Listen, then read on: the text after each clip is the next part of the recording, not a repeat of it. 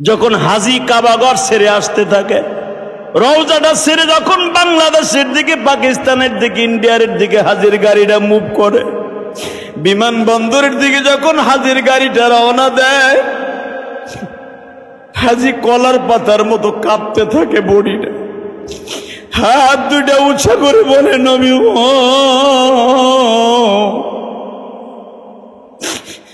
আপনার রওজাটা কেমনে ভুলে থাকবো, আপনার রওজা কেমনে ভুলে থাকবো নবী।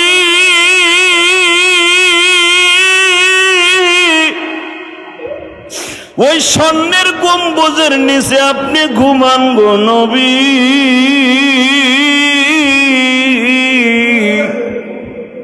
6500 কিলোমিটার দূরে চলে যাইতেছি, আবার কবে আসবো জানি না গো নবী। আপনার মালিকরে বুঝায়া কইবেন জীবনে যেন আর একবার আসতে পারি।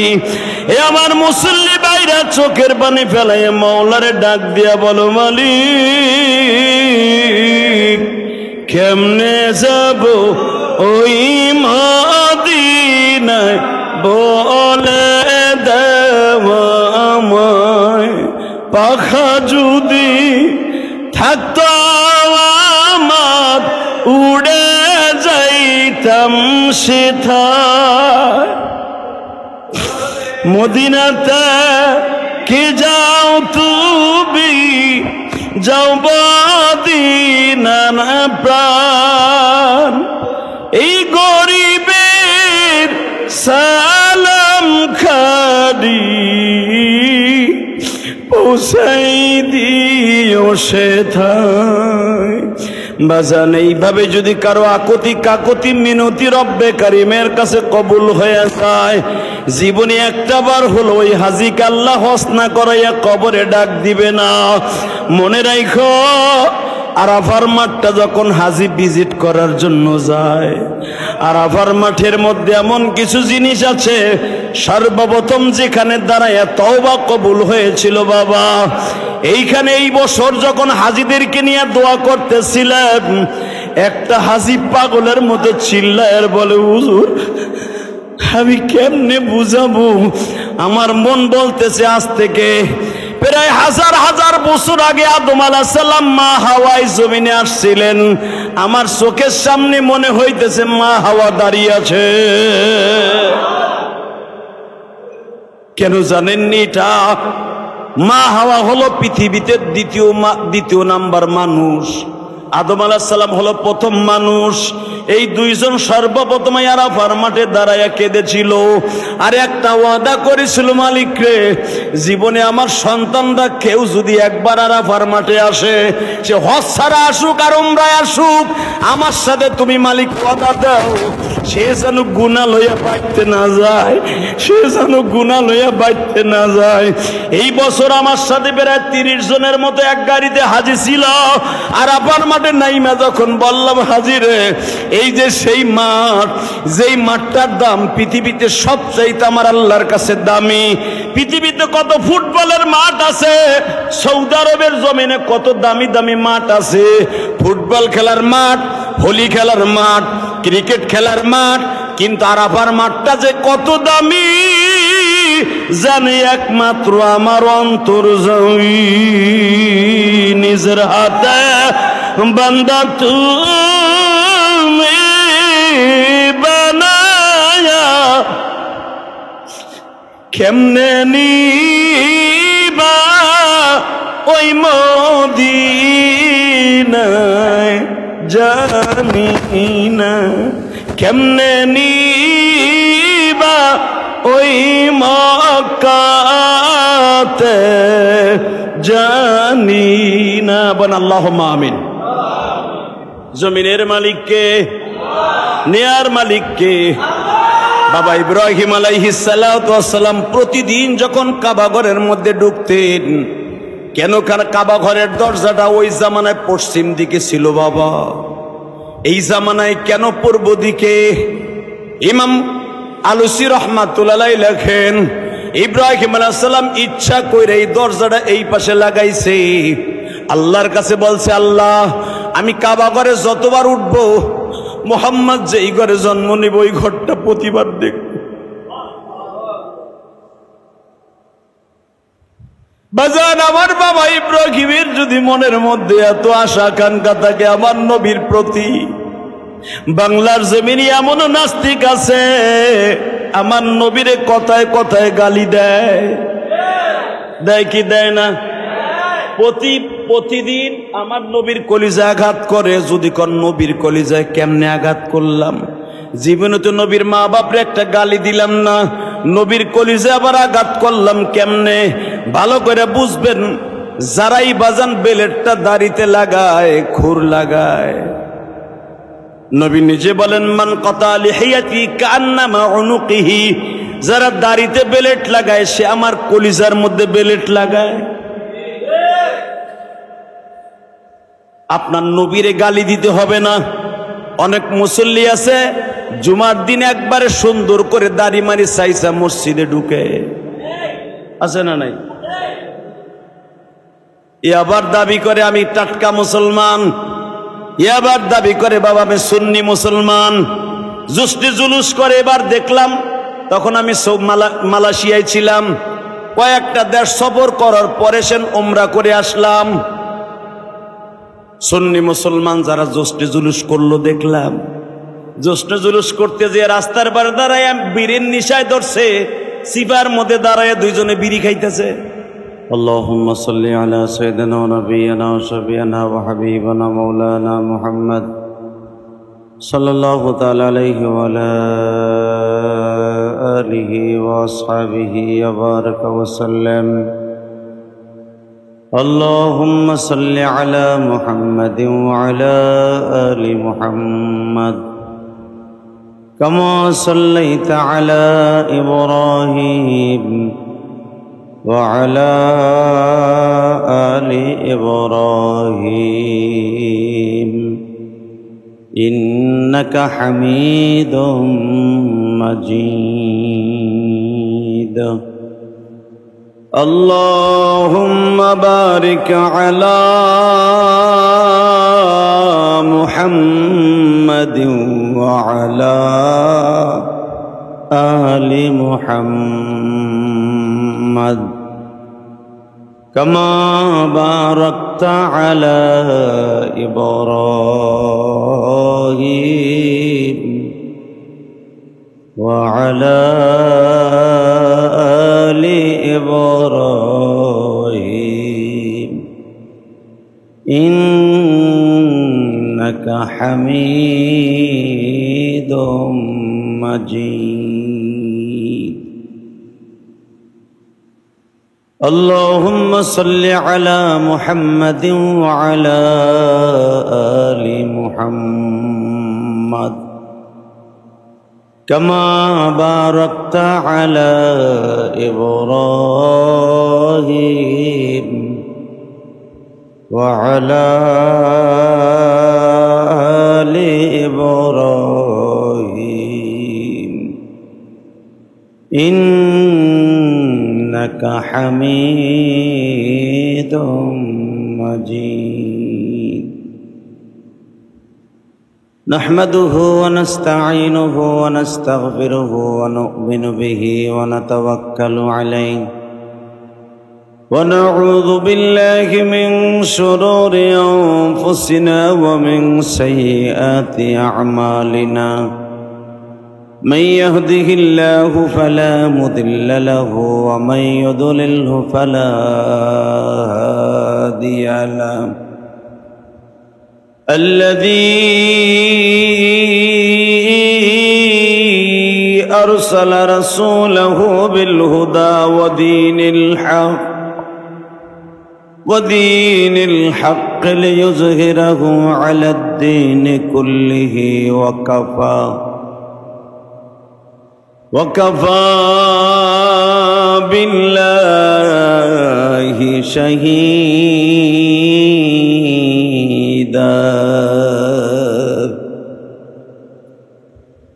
أما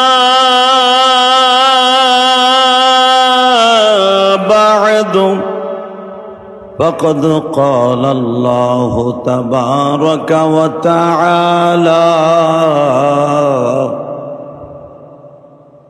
فأعوذ بالله من الشيطان الرجيم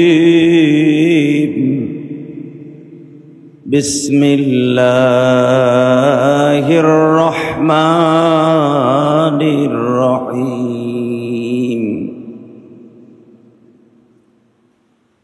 إن أول بيت وضع للناس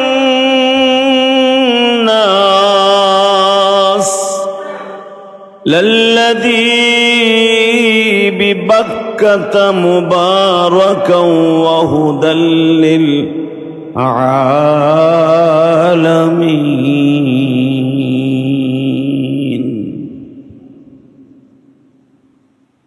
والذين آمنوا أشد حبا لله إن الله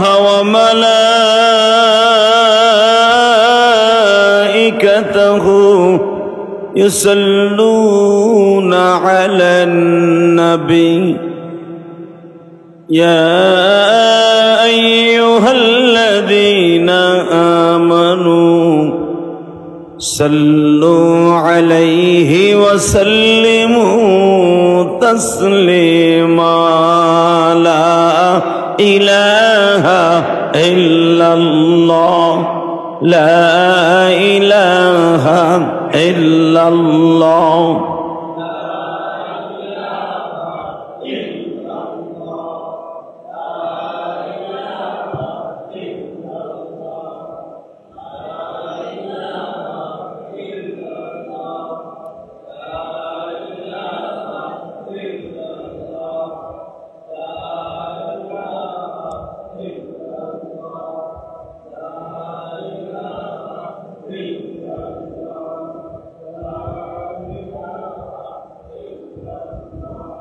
لا إله إلا الله محمد رسول الله صلى الله عليه وسلم الله الله الله الله الله الله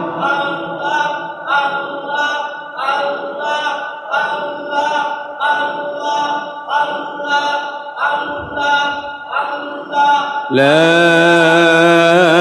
إله إلا الله محمد رسول الله আল্লাহর যাকিরিন শাকিরিন মুহিব্বিন মুবাল্লিগিন আল্লাহর প্রিয় মাহবুব বান্দারা আল্লাহ রাব্বুল আলামিনের দপ্তরে লাখ কোটি শুকরিয়া জ্ঞাপন করছি যেই মহান মুনিব আপনাকে আমাকে পবিত্র জুমার দিনে তারই ঘরে আগে আগে এসে বসবার তৌফিকটুকু দান করেছেন ওই মহান রবের দপ্তরে শুকরিয়া জ্ঞাপন করছি সকলে বলি আলহামদুলিল্লাহ আল্লাহ রাব্বুল আলামিন তার বান্দাকে 24 ঘন্টাই তার দিকে ডাকে আল্লাহ রাব্বুল আলামিন 24 ঘন্টাই তার বান্দাকে বলতে থাকে উযকুরুল্লাহ যিকরান কাসীরা ওয়াসাব্বিহুহু বুকরাতাও ওয়া আসীলা বান্দা সকাল বিকাল আমি আল্লাহর জিকির করো আমি আল্লাহর ইবাদত করো আমি আল্লাহকে ডাকো আমাকে স্মরণ করো কেউ আমাকে স্মরণ করবা কোরআন তেলাওয়াতের মাধ্যমে কেউ স্মরণ করবা নামাজের মাধ্যমে কেউ স্মরণ করবা জিকিরের মাধ্যমে কেউ আমাকে ডাকবা স্মরণ করবা তোমার যে কোনো হালাল উপার্জনের মাধ্যমে কোন ব্যক্তি যদি ফজরের নামাজের জামাতে শরীক হয়ে ফজরের নামাজটা পড়ে কাজে লেগে যায় আল্লাহ রাব্বুল আলামিন তার পুরা কাজটা পুরা দিনটাই ইবাদতের মধ্যে গণ্য করে দেয়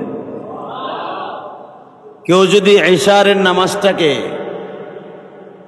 সুন্দরভাবে পড়ে খুশু খুজুর সাথে পড়ে ঘুমিয়ে পড়ে, আল্লাহ সুবহানাহু ওয়া তাআলা সারাটা রাত্র সে যে কাজগুলাই করবে হালাল কাজ, আল্লাহ প্রত্যেকটা কাজ ইবাদতের মধ্যে গণ্য করে দিবেন।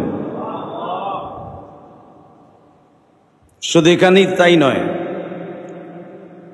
সারাটা রাত্র হালাল কাজ করতে গিয়ে যদি কোনো ভুল ত্রুটি হয়ে যায়, গুনাহ হয়ে যায়, আল্লাহ রাব্বুল আলামিন ইশারের নামাজটা পড়ার কারণে তার ওই ভুল ত্রুটিগুলোকে ক্ষমা করে দিবেন। ফজরের জামাতে হাজির হয়ে যদি কোনো ব্যক্তি সারাদিন কাজ করতে গিয়ে কোনো ভুল ত্রুটি হয়েই যায়, আল্লাহ সুবহানাহু ওয়া তাআলা বলেন, আমার নামের বরকতে, আমার কুদরতি নামের কারণে, তোমার প্রিয় নবীর কারণে আমি আল্লাহ তোমার গুনাহকে আমি মাফ করে দিব। কারণ তুমি এমনই একজন নবীর উম্মাত হয়েছ, এমনই একজন নবীর উম্মাত হয়েছ যেই নবীটাকে আমি আল্লাহ বানাইবার আগে সমস্ত নবীদেরকে ডেকেছিলাম। আপনারা হয়তো অনেকেই জানেন, মক্কা মদিনায় যারা গিয়েছেন, পৃথিবীতে 60,000 অথবা 65,000 নবী হজ করেছেন। 1,24,000 পয়গম্বরের মধ্যে, নবীর মধ্যে সবাই কিন্তু হজ করতে আসেন নাই মক্কায়। কেউ বলেন 61,000, কেউ বলেন 65,000 নবী হজ করেছেন। কিন্তু নবী যে আসবেন আখিরি জামানার নবী, এটা সমস্ত নবীর কাছে বার্তা আল্লাহ পৌঁছে দিয়েছেন। আরো জোরে কোন। কাবা ঘর নির্মাণ করেছেন রব্বে করিম তার নবী আলাইহিমুসসালাতু ওয়াসসালামকে দিয়া। সর্বপ্রথম কাবা নির্মাণ করেছেন আদম আলাইহিমুসসালাতু ওয়াসসালাম। কাবা নির্মাণ করার পরে নূহ নবীর পেলাবনের সময় কাবা ঘরটাকে আল্লাহ উঠাই নিয়ে যান। কারণ কাবা ঘর যদি জমিনে থাকে আল্লাহর গজব দিতে পারবে না। এই জন্য কাবা ঘরটার ভিটিটা রেখে পুরা ঘরটার কাঠামোটা, যে ঘরটাকে পাথর দিয়ে আদম আলাইহিস সালাম বানিয়েছিলেন, ছাউনি দিয়েছিলেন খেজুর গাছের পাতা এবং কিছু আস্তান গাছ এবং কিছু জীবিত গাছ বাবা আদম আলাইহিস সালাম কাবা ঘরের খুঁটি হিসাবে ব্যবহার করেছিলেন। ইতিহাসে তাফসিরে পাওয়া যায় আদম আলাইহিস সালাম যে গাছগুলা দিয়ে খুঁটি দিয়েছিলেন কাবা ঘরের, ওই গাছগুলা পরবর্তীতে জীবিত হইয়া ডালপালা হয়েছিল। সুবহানাল্লাহ। তো নূহ নবীর জামানায় প্লাবন আসার আগ দিয়া, কেউ বলেন 40 দিন, কেউ বলেন 4 দিন আগে কাবা ঘরটাকে আল্লাহ আসমানে উঠাই নিয়ে যায়। আর কাবা ঘরের সাথে যে হজরে আসওয়াদটা ছিল, কালো পাথরটা, এই পাথরটাকে জাবালে আবি কুবাইসের সাথে লটকাই দেয় ফেরেশতা জিবরাইল। কারণ এটা জান্নাতি পাথর। এই পাথরের খণ্ডটা জিবরাইল আলাইহিস সালাম জাবালে আবি কুবাইসের উপরে রেখে দেয়। আর কাবা ঘরটার কাঠামোটা, কনস্ট্রাকশনের যে বডিটা, এই বডিটা আসমানে নিয়ে যায়। প্লাবন শুরু হয়ে গেল।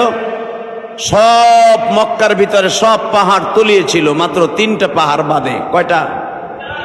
জোরে বলেন। 3টা পাহাড় ছাড়া সব পাহাড় তলিয়ে যায় নূহ আলাইহিস সালামের গজবে। 1 নম্বরে হলো জাবালে নূর, যেটা 4,500 ফিট উঁচা। এখন কম হয়ে গেছে, এখন প্রায় 3,000-এর কাছাকাছি। দ্বিতীয় নম্বরে জাবালে সূর, যেটা 7,500 ফিট উঁচা। এখন এটা 5,000, 5,500 ফিট হয়েছে, কেটে ফেলেছে। এরপরে জাবালে আবি কুবাইস, যেটা ওই জামানায় ছিল 7,500 ফিট উঁচা। অর্থাৎ আমাদের বাংলাদেশের 7,500 ফিট যদি উঁচা হয়, আমাদের বিল্ডিং মোটামুটি 10 ফিটের উপরে কোনো বিল্ডিং হয় না, নিচতলাটা 12 ফিট 14 ফিট হয়। আপনি হিসাব করে দেখেন কয় হাজার তালা উঁচা ছিল এই জাবাল আবি কুবাইস। এই জাবাল আবি কুবাইসের সাথে পাথরটাকে আল্লাহ জাবালে আবি কুবাইসের যেখানে চন্দ্রকে দুখণ্ডিত করবে ওই জায়গাটায় জিবরাইল লটকাই রেখে দেয়। কাবা ঘরটা উঠাই নিয়ে যায়। এরপরে নূহ নবীর প্লাবন যখন শেষ হয়ে গেল, 1-2 বছর নয়, প্রায় 3000 বছর পর্যন্ত এই জায়গাটা ভিটি হিসাবে পড়েছিল। সুবহানাল্লাহ। কয় হাজার? 3000 বছর পরে আমার রব ডাক দিয়া বলে, ইব্রাহিম,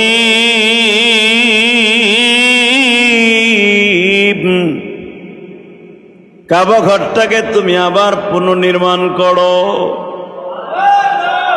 وَإِذْ يَرْفَعُ إِبْرَاهِيمُ الْقَوَاعِدَ مِنَ الْبَيْتِ وَإِسْمَاعِيلُ,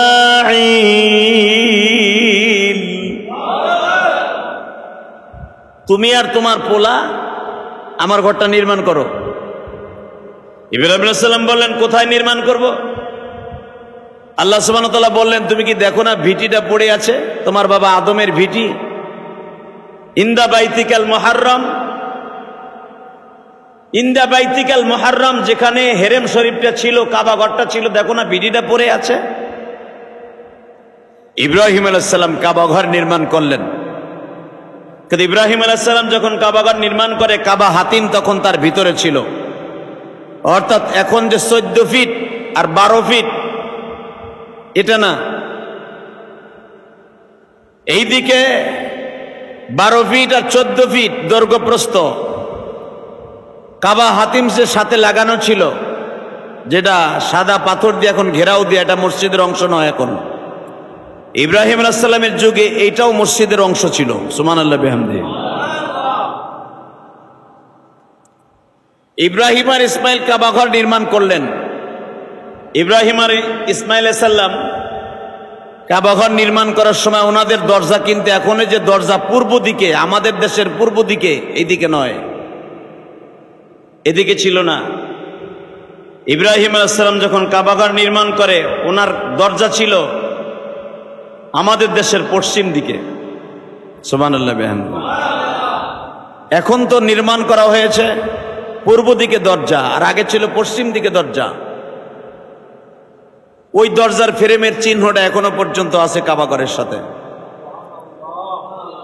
যেটাকে রুকনে আমিন বলা হয়। রুকনে আমিন অর্থাৎ কেন হাজিরা এখানে চুমা দিতে চায়, এই রুকনে আমিনের বাম পাশে দেখবেন একটা চৌকাঠের মতো চিহ্ন আছে, এটা ইব্রাহিম আলাইহিস সালামের বানানো দরজা।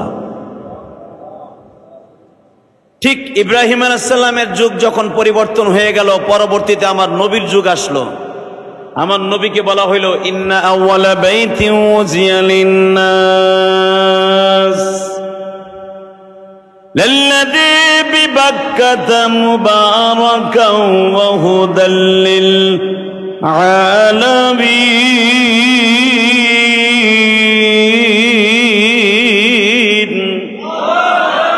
ইন্না আউওয়ালা বাইত, পৃথিবীর সর্বপ্রথম ঘর নবী এইটা, এটাকে আপনি বানান। আমার নবীর হাতে আবার তৃতীয়বার বানানো হচ্ছে কাবা ঘর।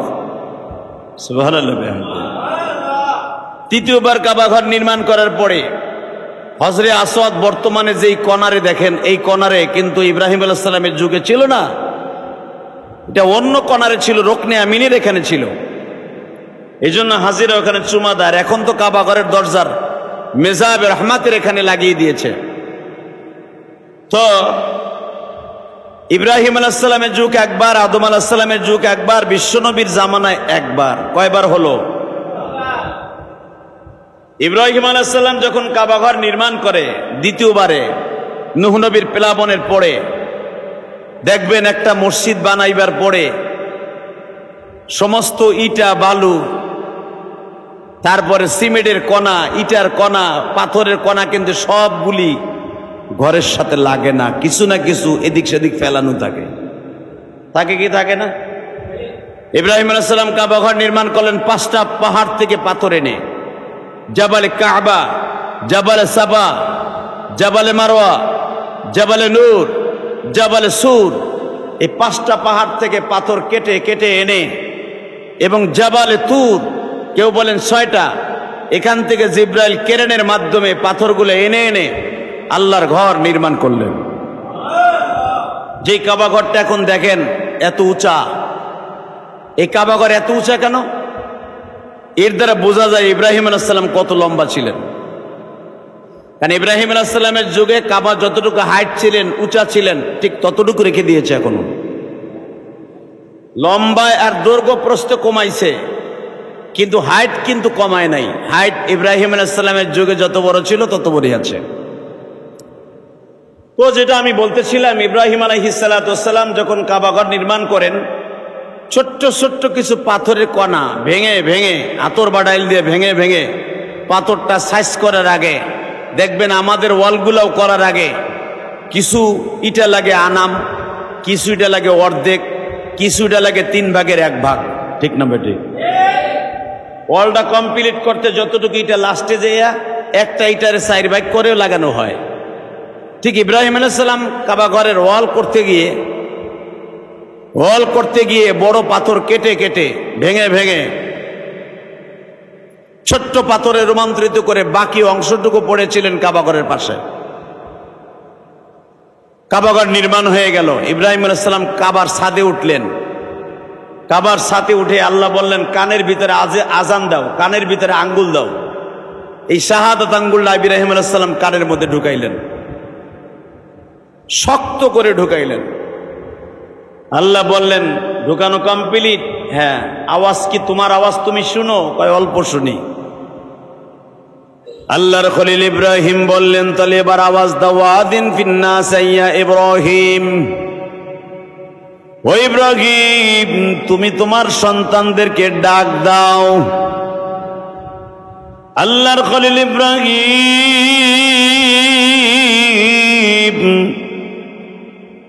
কাবার ছাদের 4 কোণায় দাঁড়াইয়া 4 দিকে ডাক দিলেন। পূর্ব কোণারে দাঁড়িয়ে ডাক দিলেন, পশ্চিম কোণারে দাঁড়িয়ে ডাক দিলেন, উত্তর কোণারে দাঁড়িয়ে ডাক দিলেন, দক্ষিণ কোণারে দাঁড়িয়ে ডাক দিলেন। আইয়াতুকা রিজালাও ওয়া আলা কুল্লি দামিরি ইয়াতিনা মিন কুল্লি হাজ্জিন আমিক। হাজ্জিন আমিক বলে ইব্রাহিম আল্লাহর খলিল বললেন, তোমরা আসবা উঠে চড়িয়া, বিমানে চড়িয়া, জাহাজে চড়িয়া, ঘোড়ায় চড়িয়া, উঠে চড়িয়া, গাধায় চড়িয়া, যে কোভাবে হোক তোমরা আসবা এইখানে। গুনাহ লইয়া আসবা, গুনাহ মুক্ত হইয়া দেশে ফিরিয়া যাইবা। এখন যেখানে কাবা ঘরের দরজাটা দেখতেছেন, এই কাবা ঘরের দরজা সোজাই হইতেছে আমার বিশ্ব নবীর বাড়ি। সুবহানাল্লাহ কইলেন না? প্রশ্ন আসতে পারে, ইব্রাহিম আলাইহিস সালাতু ওয়াস সালাম কেন কাবা ঘরের দরজাটা বাজান প্রথম এখন যেখানে দরজা এখানে বানাইলেন না? কাবা ঘরের দরজা কেন 2 বার 2 জায়গায় লাগানো হইল? সলে মুকাদ্দারের জবাব এক একজন শায়েখ বলেন, আল্লাহর খলিল ইব্রাহিম আল্লাহর কাছে দোয়া করেছিল, আল্লাহ আমার সন্তানের মধ্যে সবচাইতে দামি সন্তান মুহাম্মদ বলে এই দেশে জন্ম নিবে। আরো জোরে। এই দেশে আমার ছেলে জন্ম নেবে, নাম তার মুহাম্মদ। ছেলেটার বাড়ি কোন দিকে হবে? আমার আল্লাহ বলে দিলেন, ইব্রাহিম রে, এই জায়গায় জাবালে আবি কুবাইসের বাম পাশে আব্দুল মুত্তালিব নামে একজন ভদ্রলোক হবে। তার দাদার নাম থাকবে আব্দে মানাফ, কুসাইয়া, কিলাব, কাররাব, মুহিব বিন ফের বিন নজর বিন মাজ বিন মাআদ বিন আদনান পর্যন্ত তোমার সন্তানের সীমারেখা থাকবে। হে ইব্রাহিম, তোমার সন্তান ইসমাইলের থেকে তার বংশ শুরু হবে, তার বাড়িটা হবে এই জায়গায়, সে জন্ম নিবে এই রুমের মধ্যে। আল্লাহর খলিল ইব্রাহিম প্রতিদিন কাবা ঘরে ওঠার সময় নবীর বাড়িটার দিকে তাকায়া তাকায়া কাঁদতেন আর বলতেন, মালিক,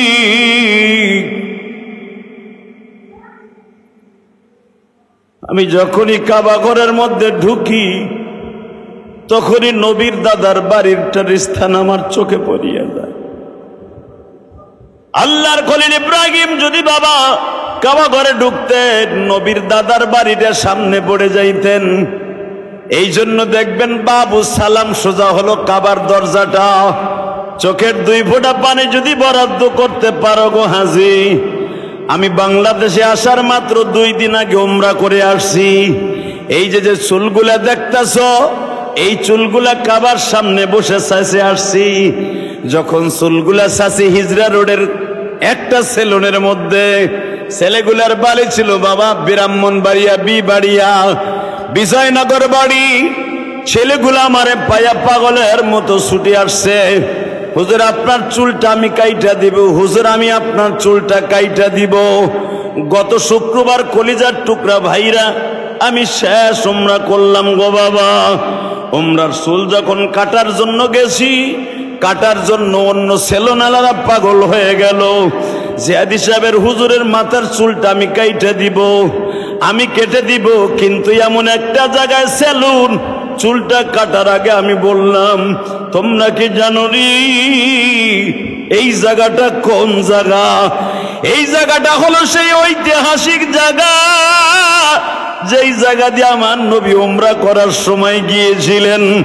এই যে সেই হিজরা রোড, এই যে সেই হিজরা মসজিদ, যেই মসজিদের সামনে দ্বারা আমার নবী 3 ঘন্টা কেঁদেছিলেন, মালিক রে আমি মক্কা ছাইরা মদিনায় যাবো না, তুমি আমারে এখনো নিষেধ করো মালিক।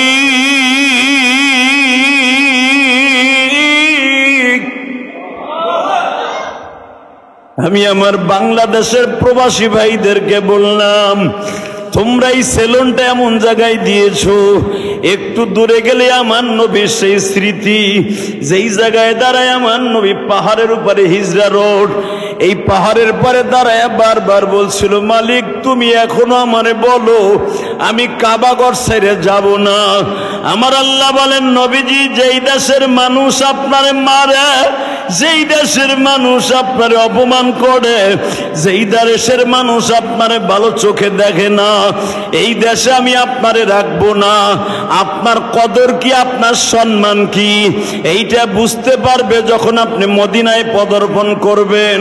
ঠিক তাই গো বাবা, আপনারা যারা মক্কা মদিনায় গেছেন, নবী যখন মক্কার থেকে মদিনায় হিজরত করলো, কাফেররা পর্যন্ত কাবাঘরের কাছে, কাবাঘরের সামনে দাঁড়াইয়া গলা কাটা মুরগির মতো ছটফট করত, কারণ আমার নবীর সুর এত, কোরআন তেলাওয়াতের সুর এত ভয়ঙ্কর ছিল বাবা, এত মিষ্টি ছিল। নবী যখন কোরআন তেলাওয়াত করতেন, একটা বেঈমানও বিছানায় পিঠ লাগাইয়া ঘুমাইতে পারতো না। আর নবীর কোরআন তেলাওয়াত না শুই না কোনো বেঈমানের ঘুম আসতো না। আবু জেহেল সুদ্দা কোরআন তেলাওয়াত না শুনলে ঘুম আসতো না। বড় বড় বেঈমানের ঘুমের ঔষধ ছিল কোরআন তেলাওয়াত শ্রবণ করা। আজকে কয়েকদিন হয়ে গেল আর কোরআন তেলাওয়াত তারা শুনতে পারে না। এই জন্য বাবা কাবাগারের সামনে দৌড়ায় আর বলে করলাম কি গো, কি করলাম গো, কি করলাম। মুহাম্মদ চইলা গেল, সবাই আমরা ঘুম হারাম হয়ে গেল। তাহলে আমার আল্লাহ বলেন পৃথিবীর মানুষটা, কোরআন এমন একটা শব্দ, কোরআন যদি কোনো মহল্লায় বাজে, কোরআন যদি কোনো মাদ্রাসায় তেলাওয়াত হয়, যদি সেটা হেফজোখানায় হয়, ওই হাফেজ সাহেবদের তেলাওয়াতের কারণে 40 বাড়ির কবর আযাব আল্লাহ মাফ করে দেয়। কলিজার টুকরা ভাইরা ভালো করে বুঝো, বিশ্বনবীর কোরআন তেলাওয়াত ছিল তাদের ঘুমের ঔষধ। আবু জেহেলের আজকে ঘুম নাই, উতবা সাহেবের আজকে ঘুম নাই, উতবা বিন রুবিয়ার ঘুম নাই, নজর বিন হারাজের ঘুম নাই, হুজুরের চাচা আবু লাহাবের ঘুম নাই, বড় বড় বেঈমান খালেদ বিন ওয়ালিদের বাবা আবু সুফিয়ানের ঘুম নাই, বড় বড় বেঈমানের ঘুম নাই। সবাই সিদ্ধান্ত নিল মুহাম্মদকে আবার ফিরায় আনা হোক। সবাই সিদ্ধান্ত নিল মুহাম্মদকে ফিরায় আনার আগ পর্যন্ত আমাদের ঘুম আসবে না।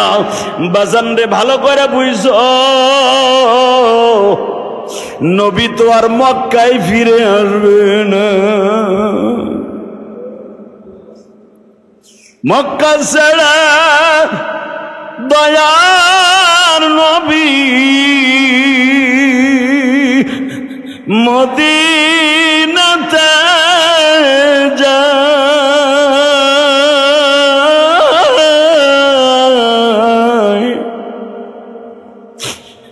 মাতৃভূমির মায়ায় নবী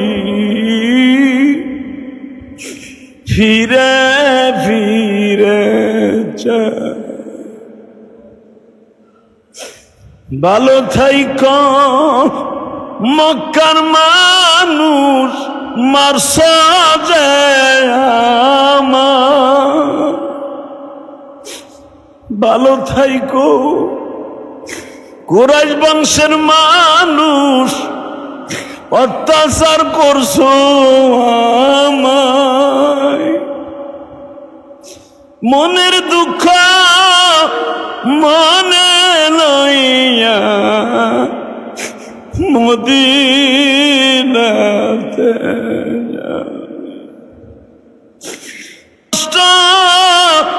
মনে লইয়া মদিনাতে যাই।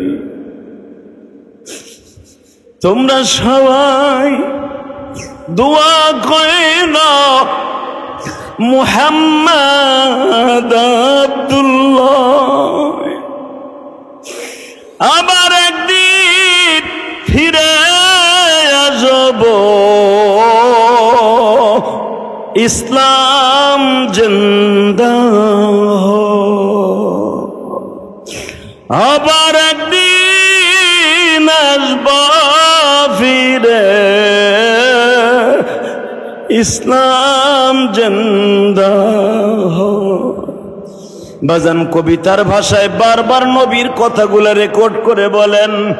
আল্লাহর কুতুব আনোয়ার শাহ কাশ্মীরি রহমাতুল্লাহ নবীর হিজরাত সম্পর্কে কিতাবে লেখেন, নবীর হিজরাতের বর্ণনা পৃথিবীর কোনো রাবি নাই, পৃথিবীর কোনো মুহাদ্দিস নাই বর্ণনা করে কাঁদে নাই গো বাবা। ওই হিজরা রোডে যখন এই মাথার চুলগুলা লাস্ট বারে কেটে আসতেছিলাম, চোখের পানি ফেলায় বলছিলাম নবী গো যাই গো নবী যাই, কাবার কবে আসবো জানি না, কাবার মালিক থাকতে দিল না। আবার মুসল্লি ভাইরা যদি জীবনে মক্কা মদিনায় যাইতে চান 100% ভাবে এখন চোখের পানিগুলো ছেড়ে দিবেন। যারা গিয়েছেন তারাও মনে মনে ভাববেন আবার যাব। ওই কাবার চিত্র পৃথিবীর সবকিছু বলা যায়, কাবা ঘরটা ভোলা যায় না। যারা জীবনে একবার উমরা করছেন বা হজ করছেন, কাবা ঘরটা মক্কা মদিনার সবুজ গম্বুজটা দেখেছেন, পৃথিবীর অনেক কিছু হাজিরা ভুলে যায়, কাবা ঘরের দরজাটা ভুলতে পারে না, নবীর রওজাটা ভুলতে পারে না। কেন জানেন? নবী বলেছেন দুনিয়ার সব ভুলে গেল, আমার রওজাটা ভুলিস না, কেন আমি নবী তোরে কোনোদিন ভুলি নাই রে। আমি আল্লাহর কাছ থেকে পারমিশন নিয়ে রাখছি, যারা জীবনে আমার রওজায় একবার সালাম দিবে এদেরকে আমার গাড়ি ছাড়া অন্য কোন গাড়িতে জান্নাত দিবা না। ভালো করে বুঝবেন গো হাজী সাহেবরা, যখন হাজী কাবাঘর ছেড়ে আসতে থাকে, রওজাটা ছেড়ে যখন বাংলাদেশের দিকে, পাকিস্তানের দিকে, ইন্ডিয়ার দিকে হাজির গাড়িটা মুভ করে, বিমানবন্দরের দিকে যখন হাজির গাড়িটা রওনা দেয়, হাজি কলার পাতার মতো কাঁপতে থাকে বডিটা, হাত দুইটা উঁচা করে বলে নবী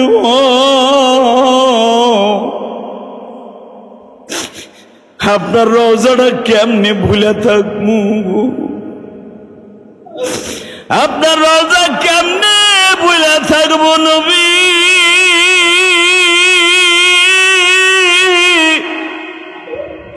ওই স্বর্ণের গম্বুজের নিচে আপনি ঘুমান গো নবী,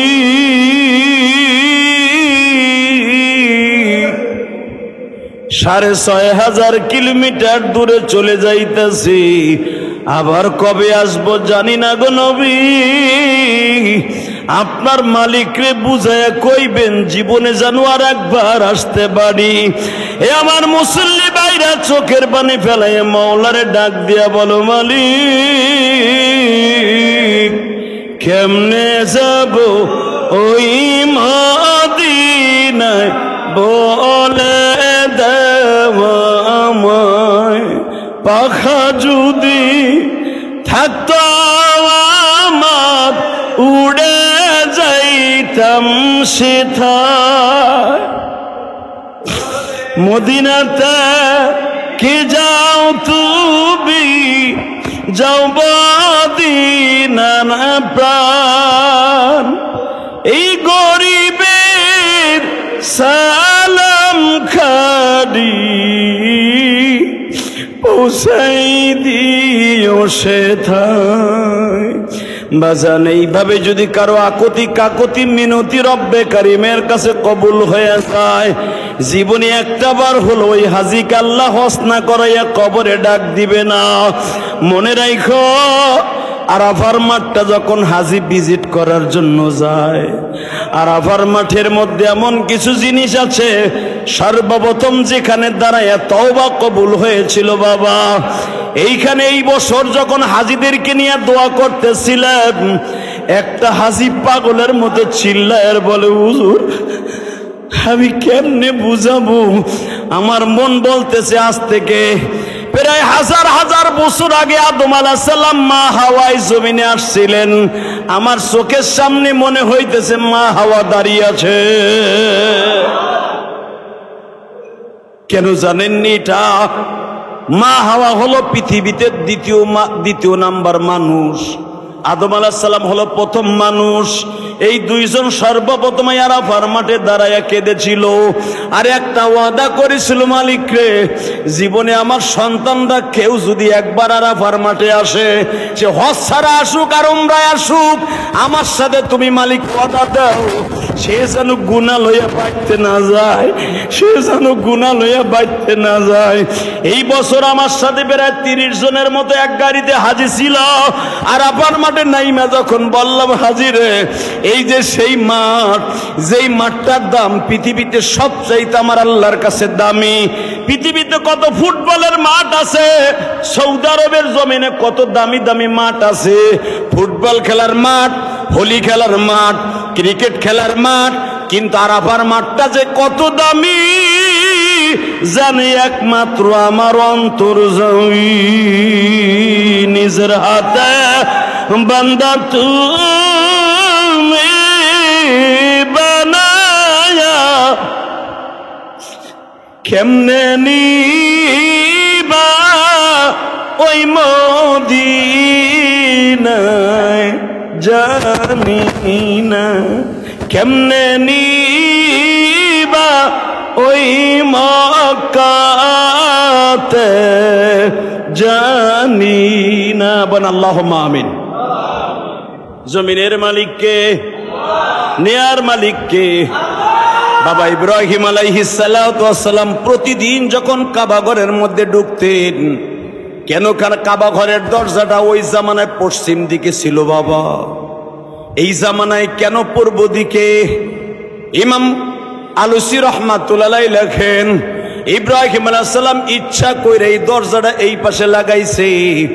আল্লাহর কাছে বলছে, আল্লাহ আমি কাবা ঘরে যতবার উঠবো, মুহাম্মদ যেই ঘরে জন্ম নিব ওই ঘরটা প্রতিবার দেখব।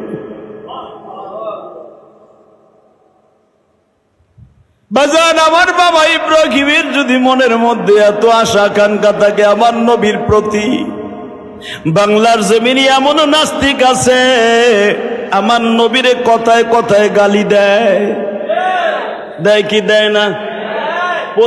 প্রতিদিন আমার নবীর কলিজায় আঘাত করে। যদি কোন নবীর কলিজায় কেমনে আঘাত করলাম, জীবনে তো নবীর মা বাপরে একটা গালি দিলাম না, নবীর কলিজায় আবার আঘাত করলাম কেমনে?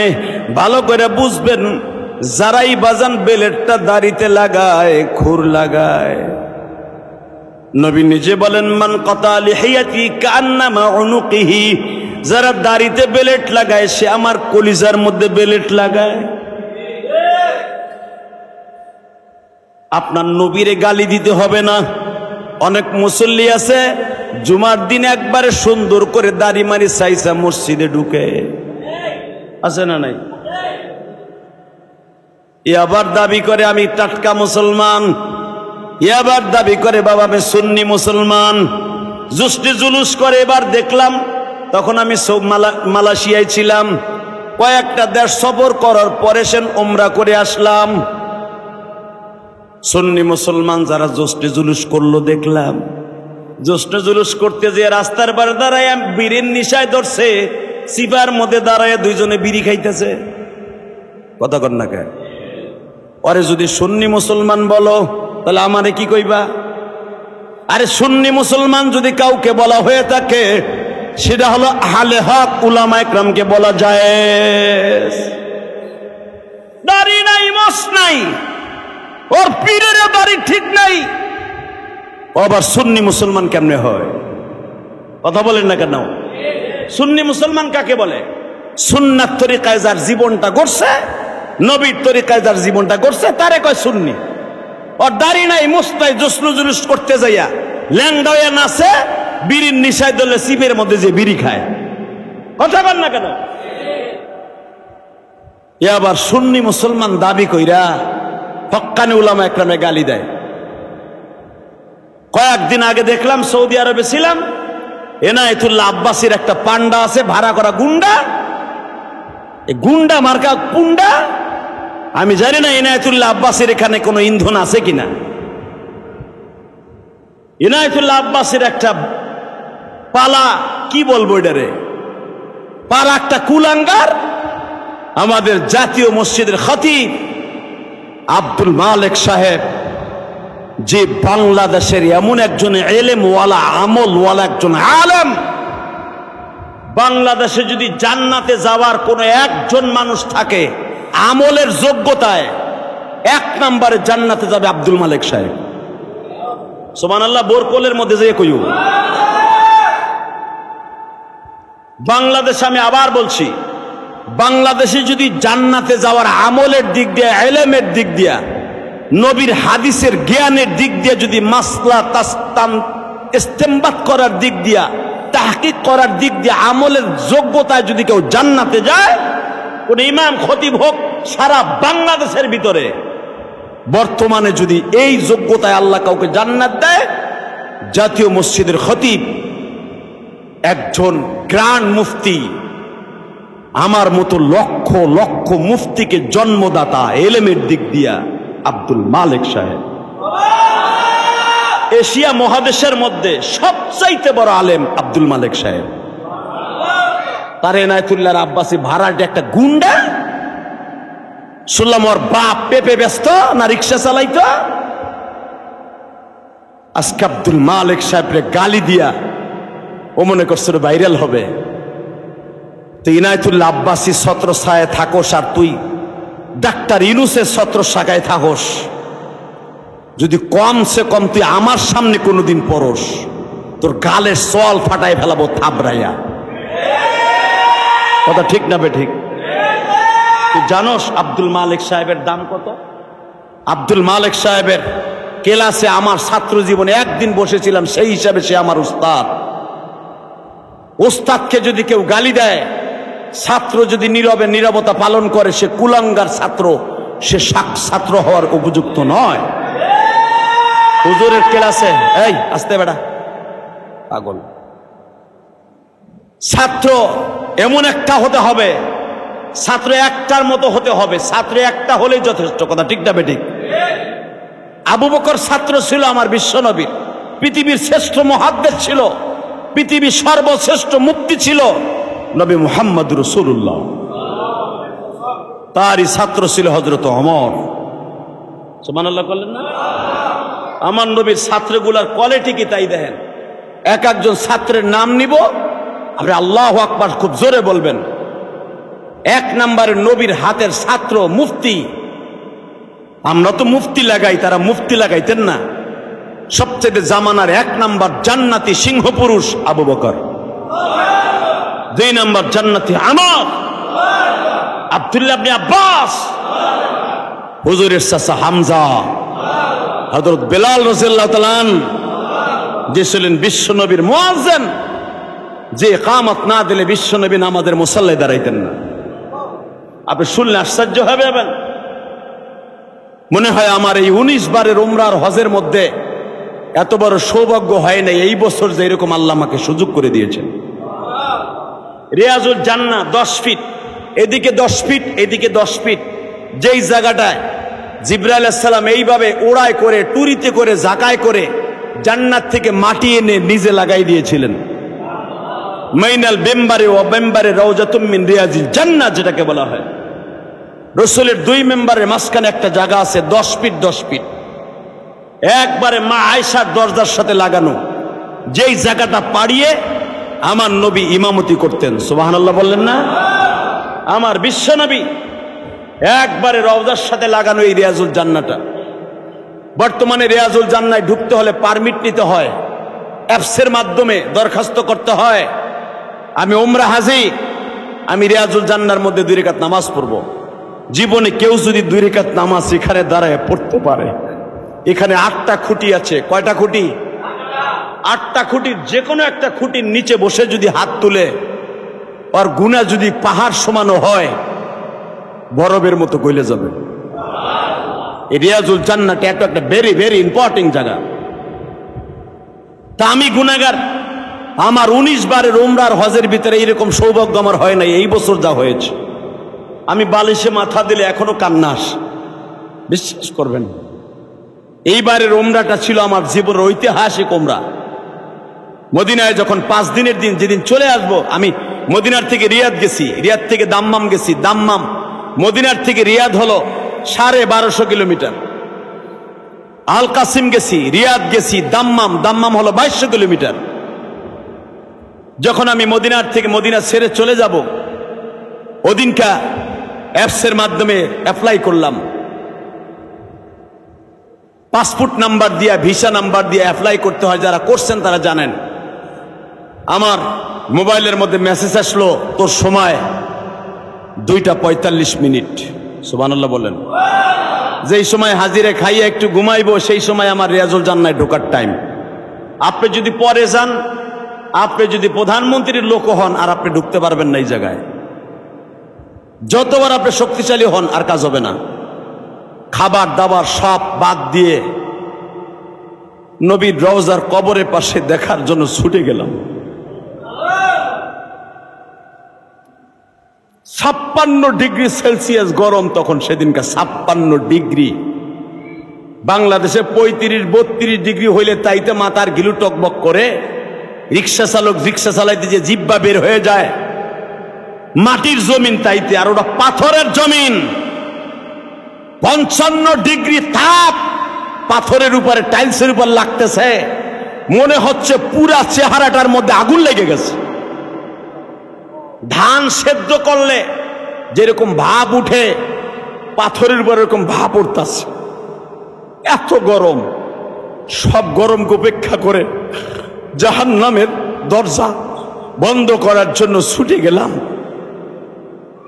কারণ নবীর রওজা পর্যন্ত হাইটে যাইতে, হোটেল থেকে, আমার হোটেল একবারে রসুলের রওজার সাথে, তারপর অনেক জায়গায় ঘুরে যেতে হয়, প্রায় 1.5 কিলোমিটার রাস্তা ঘুরে যেতে হয়। এমন সিস্টেম করছে এই দেশের সরকার যেন জাম না লাগে। এত রাস্তা ঘুরে প্রায় 15-20 মিনিট, আধা ঘন্টার মতো হেঁটে এসটা ওই দেশের পুলিশকে দেখাইলাম। বাংলাদেশি ওয়ালারা তো দেখেই আমার চিনে ফেলছে। আলহামদুলিল্লাহ বলেন। আলহামদুলিল্লাহ, শুকর। রসুলের ওই জায়গাটা পরিষ্কার করে আমার বাংলাদেশের ছেলেরা। আরো জোরে। কুমিল্লা একটা ছেলের সাথে আমার দেখা হয়ে গেল। ধন্যবাদ জানাই আমার প্রবাসীদেরকে। পৃথিবীর যে প্রান্তেই যাই, প্রাণ খোলা ভালোবাসা এত পরিমাণ দেয়, এই দেশের একটা এমপি মন্ত্রীও এতটুকু ভালোবাসা পাবে না। একটা আলেম যেই পরিমাণ ভালোবাসা প্রবাসে গেলে পায়, আর এমপি মন্ত্রীরা পাইব কি? এই প্রবাসী মন্ত্রণালয়ের দায়িত্বে যিনি আছে, যে খাটাসটা, এই খাটাসটাকে স্পষ্ট ভাবে বলবো, প্রবাসীকে এখনো মূল্য দেয়া শেখেন। শেখ হাসিনার পতন হয়েছে একমাত্র প্রবাসীদের তুচ্ছ করার কারণে, প্রবাসীদের রেমিটেন্স বন্ধ করার কারণে। আজকে 2টা মোবাইল নিয়ে আসছে, প্রবাস থেকে। 10 বছর 12 বছর ইনকাম করার পরে ভাই বোনের জন্য 2টা মোবাইল আনতে পারবে না এয়ারপোর্ট দিয়া। এই সাতার এয়ারপোর্ট আমরা চাই না। এই সাতার এয়ারপোর্টে উড়ায় দাও বোমা দিয়া, বন্ধ করে দাও এয়ারপোর্ট। 12 বছর 13 বছর একটা প্রবাসী রক্ত পানি করে। ডাক্তার ইনুস সাহেব, আপনি যখন মালয়েশিয়া ছিলেন তখন আমিও মালয়েশিয়া ছিলাম। আমি মাহফিলের জন্য আপনার সাথে দেখা করতে যাইতে পারি নাই, আমি ইনভাইট পাইছিলাম, আমি লেটার পেয়েছিলাম যাওয়ার মালয়েশিয়ায়। ওই দেশের মালয়েশিয়ান প্রবাসীরা বলছিল জিহাদি সাহেব এখানে আছে, মিজানুমান আজহারি আছে, তাদেরকে নিয়ে যাওয়া হোক, কিন্তু আমার প্রোগ্রাম থাকার কারণে আমি যেতে পারি নাই, আল্লাহর কসম করে বলছি। আমি আপনাকে বলবো, আপনি দেখেছেন মালয়েশিয়ান প্রবাসীদের কত কষ্ট। মালয়েশিয়া সৌদি আরব একই রকম গরম। সৌদি আরব তো 2 ঋতুর দেশ, শীত আর গরম, আর মালয়েশিয়া 1 ঋতুর দেশ। সৌদি সিঙ্গাপুর আর মালয়েশিয়া 1 ঋতুর দেশ, সারা বছর গরম। এই গরমের মধ্যে কত কষ্ট করে একটা প্রবাসী ইনকাম করে, এত কষ্ট করে একটা ইনকাম করা মোবাইল বউ ছেলে মেয়ের জন্য আনতেই পারে। এই মোবাইলের টেনশন নিয়ে নিয়ে লোকটা এয়ারপোর্টের ভিতরে মরে গেল। এর কোনো প্রতিকার আপনাদের প্রবাস মন্ত্রণালয় থেকে দেখলাম না। আপনাকে অত্যন্ত রিকোয়েস্ট করে বলবো, ওই প্রবাসীদের টাকার উপরে ভর করে আপনি আজকে ক্ষমতায় আছেন। ডক্টর ইউনূস সাহেব, আপনি আমেরিকান সৈন্য বাংলার জমিনে ঢুকাইছেন, কোনো দুঃখ নাই। বাংলাদেশের সেনাপতির উপর আপনার কোনো আস্থা নাই বিধায় আমেরিকান সৈন্য ঢুকাই দিচ্ছেন, মাশাআল্লাহ ঢুকাইছেন, ভালো কথা। কিন্তু মনে রাখবেন, আমেরিকান সৈন্যরাও মুসলমানের হাতে মায়ের খাইয়া কুত্তার মতো পালাইছে। আফগানিস্তান থেকে পালাইছে, ইসরায়েল থেকে পালাইছে, মিশর থেকে পালাইছে, কাতার থেকে পালাইছে আমেরিকান সৈন্য। প্রবাসীদেরকে মূল্য দিয়ে শেখেন। যে প্রবাসীরা মোবাইলের টেনশনে মারা গেল, এই সন্তানগুলারে আপনি প্রবাস মন্ত্রণালয়ের যিনি আছেন, আপনি তাদের কি সান্ত্বনা দিবেন? আপনি বিবেকের কাছে প্রশ্ন করেন, না হলে টুডু টুমোর এই হিসাব ক্ষমতা চিরদিন আপনাদের থাকবে না। কথা ঠিক না ঠিক? টুডু টুমোর আপনার হিসাব দিতে হবে এই প্রবাসীদের সন্তানদের কাছে, আর প্রবাসীদের সন্তানদের আপনি দিলেও মালিকের কাছে আপনার দিতে হবে। যে আমলা কামলাগুলো আপনি প্রবাসী মন্ত্রণালয়ের এয়ারপোর্টে বসাইছেন, আমরা এয়ারপোর্টে ঢুকলে আমাকে ভিআইপি দেয়, এটা পরে ব্যাপার। আমি ইলিয়াস রহমান জিহাদিরে ভিআইপি দিবেন আর একটা প্রবাসীরে ভিআইপি দিবেন না, নয়। সমস্ত যাত্রীদেরকে, বিশেষ করে প্রবাসীদেরকে, এদেরকে ফেসিলিটি ভালোভাবে দিয়া, এদেরকে সুস্বাগতম জানাইয়া, তুমি একটা রেমিটেন্স যোদ্ধা, তোমার টাকার দ্বারা রব্বে কারিম আমার বাংলাদেশকে সতেজ রেখেছে, এই কথা বলে যদি প্রবাসীদেরকে একটু আপ্যায়ন করা হয়, তাদের ব্যাগ বুক কোনো চেক হবে না। কথা ঠিক না বেটে? কারণ ব্যাগ ভালো না খারাপ এটা তো আপনার মেশিনেই বলে দেয়, আবার কাটা লাগবে কেন? অতএব আমি আপনাকে বলতেছিলাম, আমার সৌভাগ্যের কথা, এই সেলসিয়াস ডিগ্রির মধ্যে যখন গেলাম, রসুলের রওজার সামনে গেলাম, রসুলের রওজায় ঢোকার 20 মিনিট আগে, হুজুরের কবরের পাশে যাওয়ার 20 মিনিট আগে, এক বাংলাদেশি ভাই আমাকে বলতেছে, ময়মনসিংহ বাড়ি, ভালুকা, হুজুর আপনি তো বারবার আইছেন আমি জানি, কিন্তু আপনি আসল জায়গায় সবাই দাঁড়াইতে পারে না। আমি আপনার আগেই ওই জায়গা পরিষ্কার করার অনুমতি আমি পেয়েছি, আপনি যাওয়ার আগে আমি ওই জায়গায় যাইয়া পরিষ্কার করা শুরু করবো। আমি ওই জায়গাটা ঢাইকা রাখবো, আমি যে দাঁড়ায় যাবো নামাজে কাজ করতে করতে, ঠিক আমার নামাজ শেষ হইলে আপনি আমার ওই জায়গায় দাঁড়ায় যাবেন। বাজান রে, আমার বুকটা ভরিয়া গেল, আমার প্রবাসীর জন্য দোয়া করি। এ আমার প্রবাসী ভাইরা রে, কত কষ্ট লইয়া তোরা থাকস রে ভাই, তোদের দুঃখ আমার আল্লাহ ছাড়া কেউ জানে না। ময়মনসিংহ ভালুকার ওই প্রবাসীটা বাজান 8 বছর ধরে সন্তান ছাড়া গেছে, বয়স হবে প্রায় 50-এর কাছাকাছি। ও আমার ওইখানে দেখেই রসুলের রওজার ভিতরে ঢুকে গেল। আমি সিরিয়াল দিয়ে আসলাম, আসিয়া দেখে ওই লোকটা ওইখানে দাঁড়ায় আছে নামাজে। ওর নামাজ শেষ হয়ে গেল, আমিও আমার ইশারা দিয়া বললাম, হুজুর এইখানে আপনি দাঁড়ান, আমি সরিয়ে যাই। যখনই আমি ওখানে দাঁড়াইলাম, শুনলে আপনি আশ্চর্য হবেন, দৃশ্যটা আমি আমার মোবাইলে ধারণ করে নিয়ে আসছি। ওইখানে দাঁড়াবার সঙ্গে সঙ্গে রসুলের রওজায় যে পাহারা দেয় পুলিশগুলা, ওই পুলিশগুলা আমার দেখেই চিনে ফেলছে। আরো জোরে কোন ওয়াজটা সৌদি আরবে সবচেয়ে বেশি বাইরে রয়েছে? সৌদি আরবের কাছে এবার যে দেখলাম, আমার ওই ওয়াজটা সবচেয়ে বেশি বাইরে রয়েছে। ওই যে আমি আর্জেন্টিনা ব্রাজিল নিয়ে একটা কথা বলছিলাম না, পহেলা বৈশাখ নিয়ে বলছিলাম না, যারা পহেলা বৈশাখকে সামনে নিয়ে পোশাক বানাবি, ব্রাজে আর্জেন্টিনা ইত্তেবা করবি, জাহান্নামী জাহান্নামী জাহান্নামী বলছিলাম না? এইটা সৌদি আরবে কঠিন ভাইরাল, সৌদি এলাকার কাছে। আমি যখন রসুলের রওজার পাশে ঢুকলাম, আল্লাহর জাতের কসম, আল্লাহর জাতের কসম, আল্লাহর জাতের কসম, 3 বেলা আল্লাহর কসম করে বললাম, ওই পুলিশ আমার দেখেই বলে, ও ইউটিউবে ওয়াজ বাইর করে আমার ওই জাহান্নামী জাহান্নামী ওয়াজটা বাইর করে আমার বলে, হে না হে না ইয়া? আমি বললাম নাম, হ্যাঁ এই ব্যক্তি আমি। ইজলিস রিয়াজুল জান্নার ভিতরে 2 মিনিটের উপরে, 3 মিনিট 5 মিনিটের উপরে কাউকে বসতে দেয় না। আমি গুনাহগার 1.5 ঘন্টা ছিলাম। ওই 4 জন পুলিশ আমার পাহারা দিছে।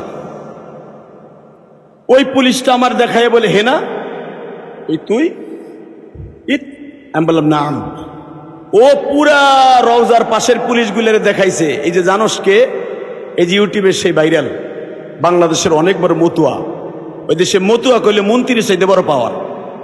এই যে বড় মতুয়া বাংলাদেশের, আল্লাহর কসম 4টা পুলিশ আমারে পাহারা দিয়ে রাখলো। সেই পৌনে 3টার থেকে নিয়ে আসরের নামাজ শেষ হয়েছে, তারপরে পুলিশ আমারে বলে না তুই এখান থেকে যা। মাগরিবের আগ দিয়া রসুলের রওজার পাশে দাঁড়ায় বললাম, নবী গো, এই 10 ফিট জায়গায় তো জিব্রাইল মাথায় করে এনেছিল জান্নাত থেকে। সুবহানাল্লাহ বললেন না? এই 10 ফিট জায়গা জিব্রাইল পুরা মাথায় করে জাকায় করে এনেছিল ওই জায়গাটুকু। এইখানে দাঁড়ায় দোয়া করে গেলাম, আবার প্রবাসী ভাইদেরকে তুমি ভালো রাখো, যে আমার এত সুন্দর সুযোগ করে দিয়েছে, এই দেশের পুলিশ শুদ্ধ আমার চিনে ফেলেছে একমাত্র যোগ্যতাই মিডিয়ার দ্বারা। কথা ঠিক না? ঠিক। মিডিয়াকে তুচ্ছ করি না, কবে কিছু কিছু মিডিয়া আছে যেগুলো আমাদেরকে কালারিং করে। তো আমি তালাশ করে দেখলাম যে কোন মিডিয়াটার কারণে আমার চিনছে। দেখি মিডিয়াটা হলো মুহাম্মাদিয়া মিডিয়া। মুহাম্মাদিয়া মিডিয়ার ওয়াজটা বের করে আমার বলতেছে, তুই কি এই ব্যক্তি? আমি আশ্চর্য হয়ে গেলাম। আমি বললাম হ্যাঁ। ও আমার 4টে পুলিশ পাহারা দিয়া আমার 1.5 ঘন্টা নামাজ পড়ে যখন নামাজের ভিতরে অবিসুরাতে কাঁদতেছিলাম, মনে হচ্ছে রসুলের কবরের ভিতরে যে এসি গুলো লাগানো আছে, এসির বাতাস, ঠান্ডা বাতাস, পুরা বাতাসটা আমার গায়ে লাগতেছে। শেষবারে দোয়া করে যখন চলে আসবো রসুলের রওজাটা ছেড়ে, কি বলেছি শুনবেন না? এখন চোখের পানি ছেড়ে দিয়ে আল্লাহর কাছে আমিন আমিন বলবেন। 1 নাম্বার বলছি, আল্লাহ যাই এই যে জুমাটা পড়াবো, যারা আমার পিছনে জুমার নামাজ পড়বে প্রত্যেককে একবার হলো মক্কা মদিনা দেখাবা। কসম এই কথাটাই বলছি, এই কথাটাই বলছি।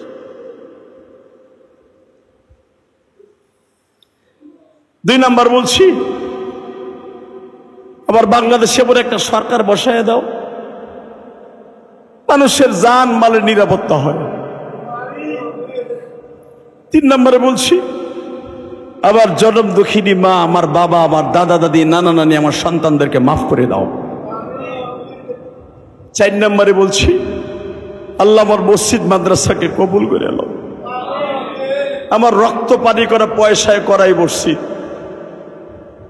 আমার মায়ের জীবনের সবচেয়ে বড় ওসিয়ত ছিল এই মসজিদটা করা।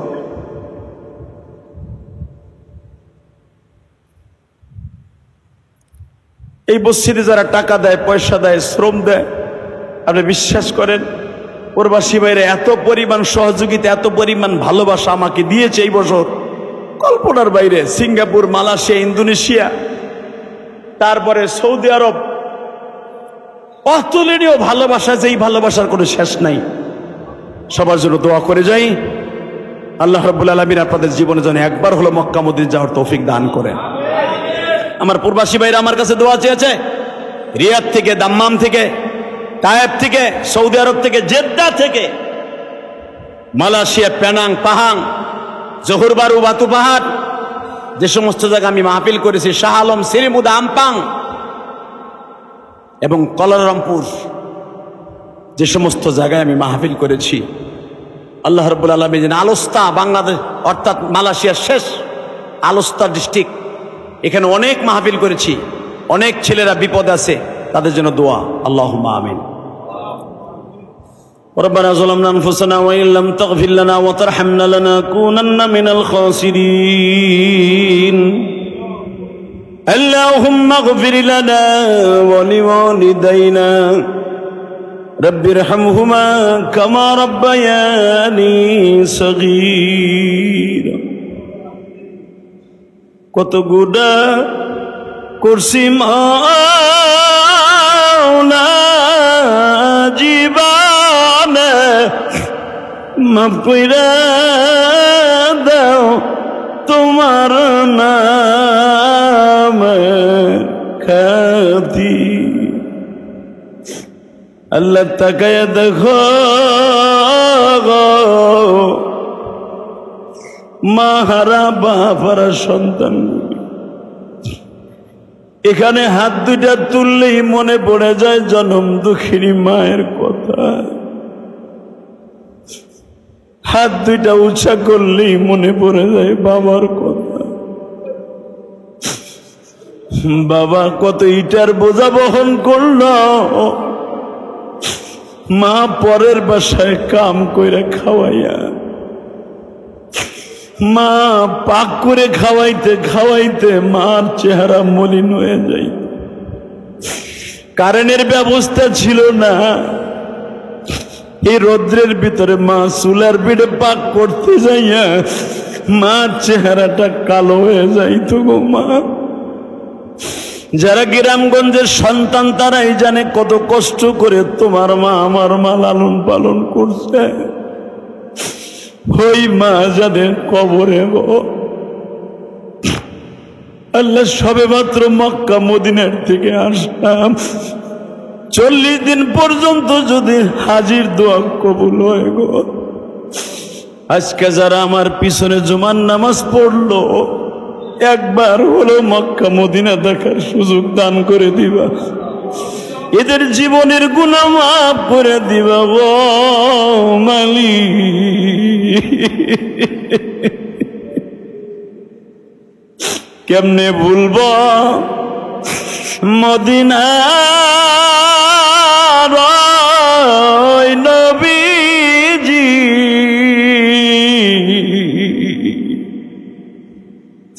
কেমনে ভুলবো মদিনার ওই মাটিকে, যেই মাটিতে ঘুমাইতাছেন নবীজি। আল্লাহ যারা চোখের পানি ফেলে দিয়ে দুটি হাত তুলছে, একবার মক্কা মদিনায় যাওয়ার তৌফিক দিয়ে দাও, এদের ছেলে মেয়েদেরকে যাওয়ার তৌফিক দিয়ে দাও, এদের জীবনের গুনাহ মাফ করে দাও, এদের ব্যবসা বাণিজ্যে বরকত দিয়ে দাও, যারা ঋণগ্রস্ত আছে ঋণ পরিশোধ করার তৌফিক দাও, এদের বাবা মারে মাফ করে দিয়ে জান্নাতুল ফেরদাউস নসিব করে দাও। আল্লাহ অনেকে স্ত্রীকে হারায় ফেলছে, প্রাণ প্রিয়তমা স্ত্রী দোয়া চাইছে, মেহেরবানি করে তাদের কবরটা জান্নাতের বাগান বানায় দাও। আল্লাহ অনেকের সন্তান বিদেশ থেকে, তাদেরকে মাফ করে দাও। আল্লাহ অনেক প্রবাসী ভাইরা হারে 18 বছর হয়ে গেছে, দেশে আসতে পারে না, কাগজ নাই, ভিসা নাই, অবৈধ হয়ে গেছে। মালয়েশিয়ায় একটা ছেলে আমারে বলে, হুজুর 26 বছর আসছি, এই 26 বছরে মা হারায় ফেলছি, বাপ হারায় ফেলছি, ভাই হারাইছি, দেশে যাইতে পারি না, অবৈধ কাগজ নাই, পাসপোর্ট নাই। আল্লাহ এরকম লক্ষ লক্ষ প্রবাসীরা পড়ে আছে, তাদের ব্যবস্থা তুমি করে দাও। আল্লাহ তাদের মনের আশা পুরা করিয়ে দাও।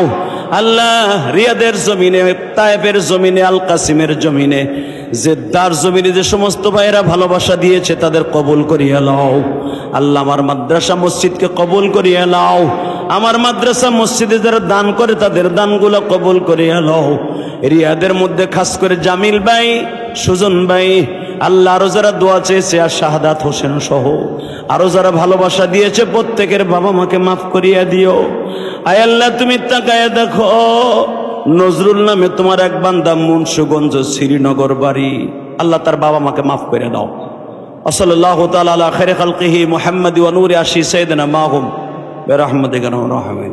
এই শোনেন, আগে বলা উচিত ছিল, আমি বলতে পারি নাই। বসেন, সুন্নাতের টাইম দিব, বসেন। খতিব যখন আমি টাইম দিব। ওমরা যেতে চান তো ইনশাল্লাহ? আমি দোয়া করব, চোখের পানি আল্লাহ মিস করবে না। অনেক দিন আপনাদের কাছে চাওয়া হয় না। আল্লাহর কোন বান্দা আছেন মসজিদের অনেক টাকার কারেন্ট বিল জমা হয়ে গেছে, আমি না থাকলে টাকা কম ওঠে, এই কম টাকা দিয়ে তো